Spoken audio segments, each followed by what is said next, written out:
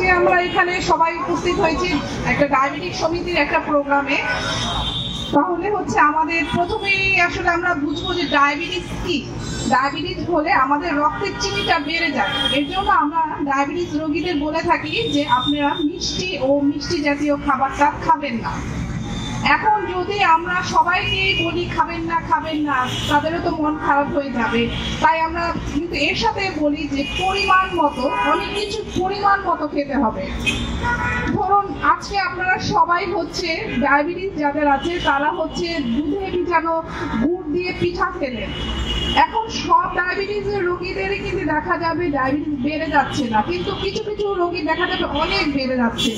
তাদের কিন্তু এটা অ্যাভয়েড করতে হবে। তারা গুড় দিয়ে খেতে পারবে না, তারা শুকনো চিতই পিঠা খেতে পারে, বিভিন্ন ঝাল জাতীয় পিঠা খেতে পারে। কিন্তু যেসব পেশেন্টদের দেখা যাচ্ছে যে হালকা ডায়াবেটিস বেড়েছে, তাহলে তো বেড়েছে, তখন কি তখন তার একটু শারীরিক পরিশ্রম বাড়িয়ে দিতে হবে। তারা সকালে যেমন আছে 45 মিনিট হেঁটেছে, আজকে বিকালেও তাকে কিছুক্ষণ হাঁটতে হবে, তাহলে তার যে সুগারটা বেড়ে গিয়েছে সেটা কিন্তু কন্ট্রোল হয়ে যাবে। এভাবে প্রত্যেকটা খাবার যদি আমরা পরিমাণ মতো খাই এবং খাওয়ার পরে যদি দেখি যে তাও আবার ডায়াবেটিস বেড়ে যাচ্ছে, তার ওষুধ ইনসুলিন দেওয়ার পরও বেড়ে যাচ্ছে, তখন কিন্তু তাকে সেই খাবারটা বাদ দিয়ে চলতে হবে। যেমন সব রোগী কিন্তু ফল সহ্য করতে পারে না।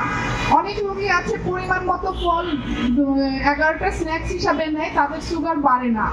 আবার দেখা যাচ্ছে যে অনেক পেশেন্ট আছে যে তারা এক পিস কোনো চিনি জাতীয় ফল খাচ্ছে, তাদের সুগার অনেক বেড়ে যাচ্ছে, তখন কিন্তু তার জন্য এই ফলটা নিষেধ হয়ে যাবে, কারণ তার বডি এটা সহ্য করতে পারছে না, দেখে তার সুগার লেভেল অনেক বেড়ে যাচ্ছে। তাই আমাদের সবার জন্য সব নিয়ম কিন্তু না, এক একজনের জন্য এক এক রকম। তাই সেটা আপনাকে বুঝে শুনে খেতে হবে যে আপনার জন্য কতটুকু ক্ষতিকর হচ্ছে। অনেক সময় দেখা যায় যে ডায়াবেটিস রোগীরা রেগুলার মিষ্টি জাতীয় খাবার খাচ্ছে, আমার সুগার বাড়ছে না, কিন্তু তার যে ক্ষতিটা, মানে এটা হচ্ছে তার দেখা না যাওয়া ক্ষতি, তার নার্ভটা দুর্বল হয়ে যাচ্ছে, তার কিডনিতে আস্তে আস্তে এফেক্ট করছে।